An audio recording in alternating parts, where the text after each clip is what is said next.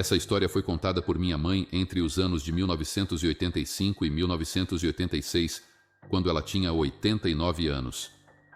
Na escuridão da noite, a fogueira crepitava enquanto os homens, escondidos no mato, testemunhavam um ser estranho, metade homem e metade cachorro, devorando vorazmente a farinha de milho.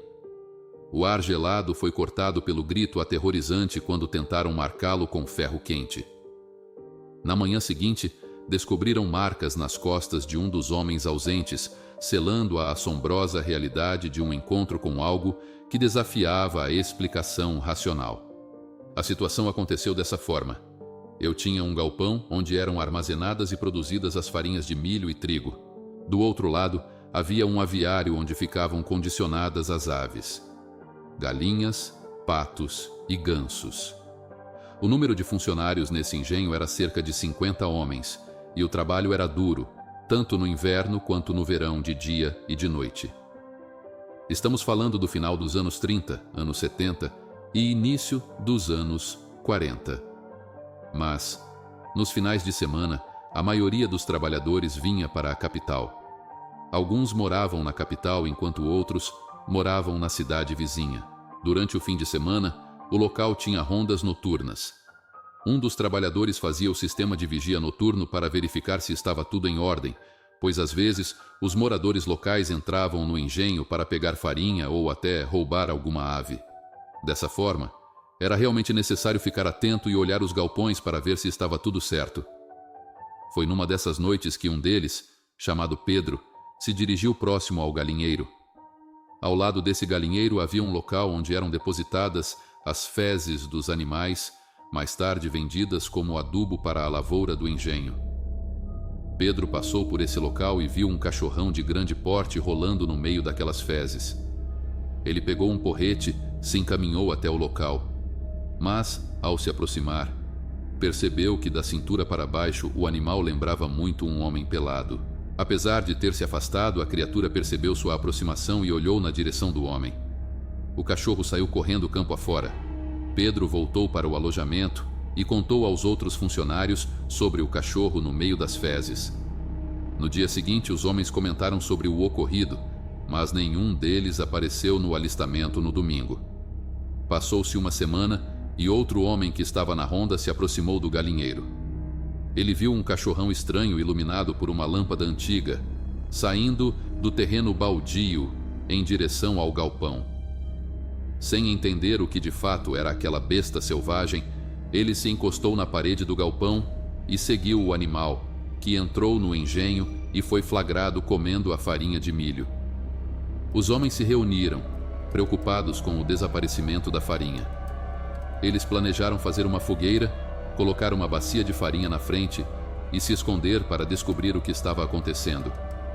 Na noite seguinte, esconderam-se no mato, acenderam uma fogueira e colocaram a bacia de farinha na frente.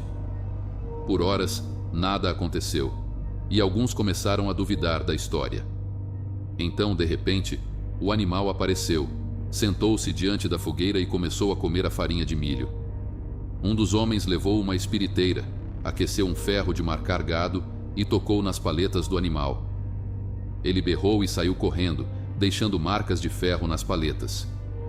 Os homens ficaram assustados e acreditaram terem enfrentado um lobisomem. No dia seguinte, decidiram contar ao capataz sobre o ocorrido, escolhendo as melhores palavras, sem parecer que estavam loucos. Um dos homens que não participou da ação faltou ao trabalho no próximo fim de semana e, ao pegar o pagamento, notaram as marcas do ferro em suas costas. Os demais funcionários apavorados perceberam que o homem não lembrava do que aconteceu, não sabia como se transformava e não se recordava de nada daquela noite. Porém, no meio das costas, havia uma marca do ferro que foi usado, confirmando aquela experiência inacreditável.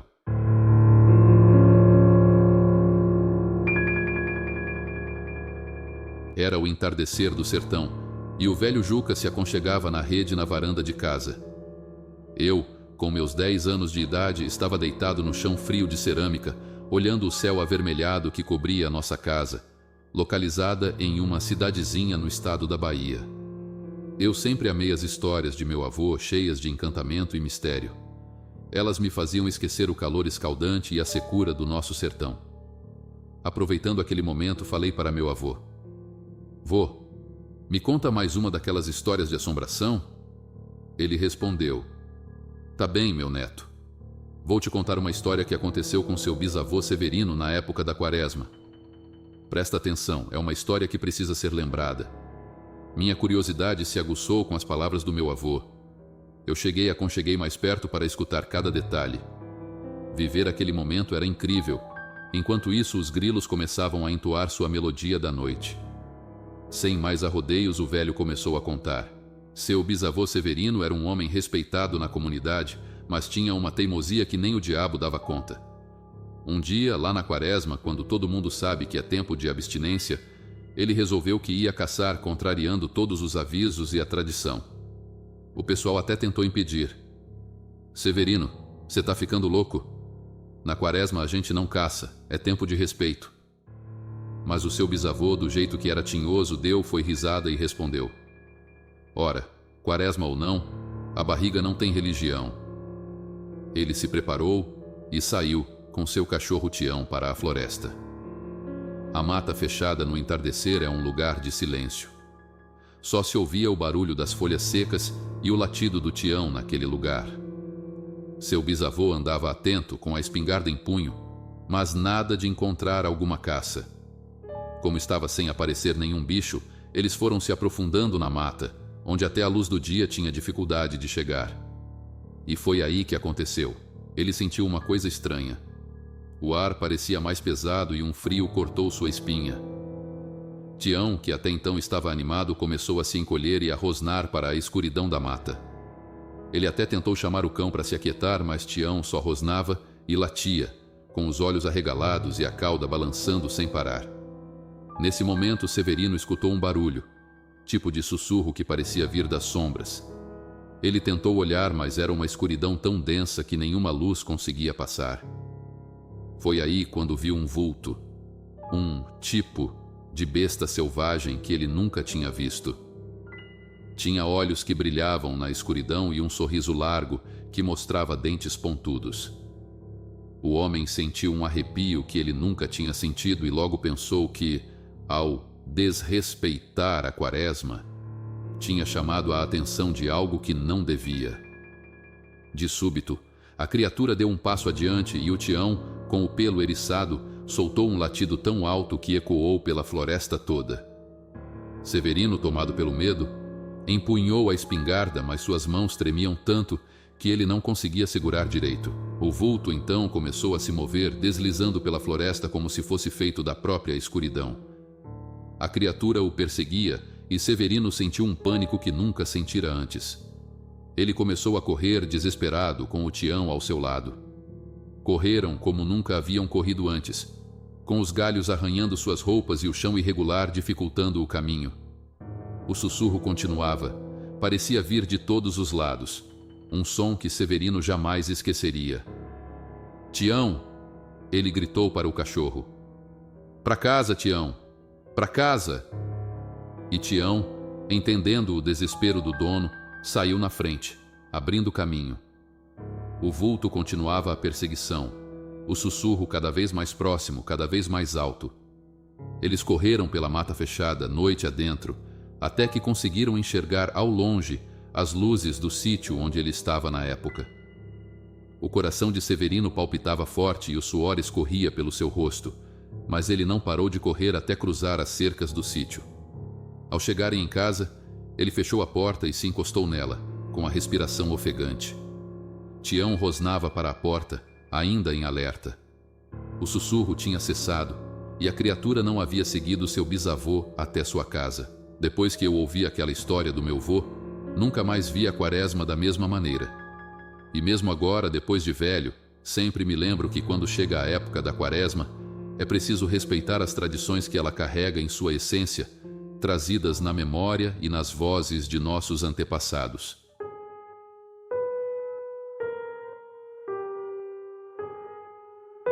Ele era diferente. Talvez por ter crescido em meio às irmãs, ele sentia-se um pouco excluído. Mas era ele quem ajudava o pai na roça desde os 13 anos, quando algo estranho começou a lhe ocorrer. Algumas noites de terças ou sextas-feiras ele saía e retornava somente no outro dia. Seu pai notava algo estranho e lhe interrogava, mas ele dizia de modo confuso que não se recordava de absolutamente nada. O tempo passou e Pedro Plínio virou um homem, aliás, um homem considerado por todos na comunidade, porque ajudava muita gente. Ele visitava os doentes, estava sempre nos velórios e auxiliava a todos que dele necessitavam na comunidade da província de Cárpolis. Mas, estranhamente, naquelas noites, exatamente às 18 horas, ele desaparecia. Só viam Pedro Plínio no dia seguinte. Cansado, com as vestes rasgadas e abatido, ele não falava muita coisa. Às vezes parecia que ele havia levado uma surra de chicotes ou coisa do tipo. Mas, quando perguntavam, ele não se lembrava de nada. Algumas pessoas, como Dona Isolina, antiga moradora da província que auxiliava a todos por ser uma mulher bondosa, começou a notar que aquele homem, quando aparecia no dia seguinte, andava a pedir sal na porta das casas. Dona Isolina e tantas outras pessoas assentiam sem questionar e lhe cediam as xícaras de sal. Pedro Plínio agradecia e, virando-se para o lado da rua, ele ia embora sem dizer muita coisa. O Zé Bugre era um exímio caçador e o Ataliba, que não ficava atrás, o acompanhava nas noites silenciosas de caçadas às margens da represa de Cárpolis, lá nos cafundós, onde a mata era fechada e fazia um escuro danado. Mas as caçadas normalmente eram realizadas em noites de lua clara. Eles então caçavam capivara em uma noite quente de lua cheia. De repente, o Zé Bugre avistou o animal roedor de longe. Era uma das grandes e o Ataliba clareou com a lanterna, e então o Zé Bugre abriu fogo. Mas nesse momento, um uivado de lobo muito forte tiniu os ouvidos dos amigos caçadores, e aquele som ensurdecedor se aproximou dos dois, que se arredaram, gritando ainda mais forte. A capivara havia morrido após o tiro, mas eles avistaram um enorme cachorro, ou lobo, peludo e de olhos vermelhos como fogo, que além de abocanhar a capivara morta, partiu para cima dos dois homens. Enquanto o Zé Bugre teve uma das orelhas amputadas pela mordida do bicho, o Ataliba apanhou sua cartucheira e picou fogo contra o enorme animal, que uivava ainda mais estridente, soltando algum tipo de fumaça pelas narinas. O bicho cambaleou e deu umas 4 reviravoltas. Eles ficaram extremamente assustados, aturdidos e correram até não poder mais. Quando os dois amigos caçadores chegaram de volta até o barco que se encontrava amarrado às margens da represa de Cárpolis, ouviram então ainda mais forte o uivo do enorme lobo, que mais parecia o cavalo do Satanás. Aquela coisa rosnava ferozmente, cada vez mais próxima, vindo em direção ao barco dos caçadores. O grunhido aproximava-se, cada vez mais perto deles, e quando novamente clarearam o farolete, eles avistaram aquele enorme cão peludo correndo de 4 patas em direção ao bote. Seus olhos eram vermelhos como sangue. A besta vinha com tanta velocidade, ainda que estivesse machucada pelo último tiro, deu a impressão que iria se atirar no barco e devorar os dois amigos em uma abocanhada só. Foi quando o Zé Bugre, mesmo com a orelha sangrando, preparou a potência. Era uma Caramuru Carabina, calibre 22 LR modelo K5, uma arma muito rara de coleção particular que o Zé Bugre havia adquirido do tio Ico, um bom e velho caçador de Cárpolis, talvez o melhor de todos eles. Ele ajeitou a ferramenta, que disparou de forma certeira por 2 vezes, e a fera de olhos vermelhos em brasa, parecendo o próprio diabo em forma de lobo, recuou e cambaleou alguns metros para trás. Parecia que o demônio, enfim, estava morto. Ao silenciar o confronto, o Ataliba clareou mais uma vez o farolim e a fera estava inerte, talvez gélida e finalizada. Eles comemoraram o abate da besta de 4 patas. Os caçadores deixaram aquele lobo, ou cão gigante, amarrado em um pé de cabreúva às margens da represa de Cárpolis. No dia seguinte, às 5:30 da manhã, ainda estava meio escuro, quase clareando o dia. E então o Zé Bugre e o Ataliba retornaram do outro lado das margens da represa para ver o animal amarrado e o que iriam fazer com aquilo. A surpresa assustadora e horripilante tomou conta dos amigos caçadores. O Pedro Plínio estava amarrado na árvore com as vestes rasgadas e ensanguentadas. Ele ainda respirava com alguma dificuldade e os amigos caçadores, levando as mãos à boca, quase tiveram um desmaio. Eles não sabiam se gritavam ou chamavam a polícia, o hospital, o delegado ou o senhor prefeito. Foi quando o Ataliba disse: "Por favor, Zé, ninguém vai acreditar na gente, melhor ficarmos quietos."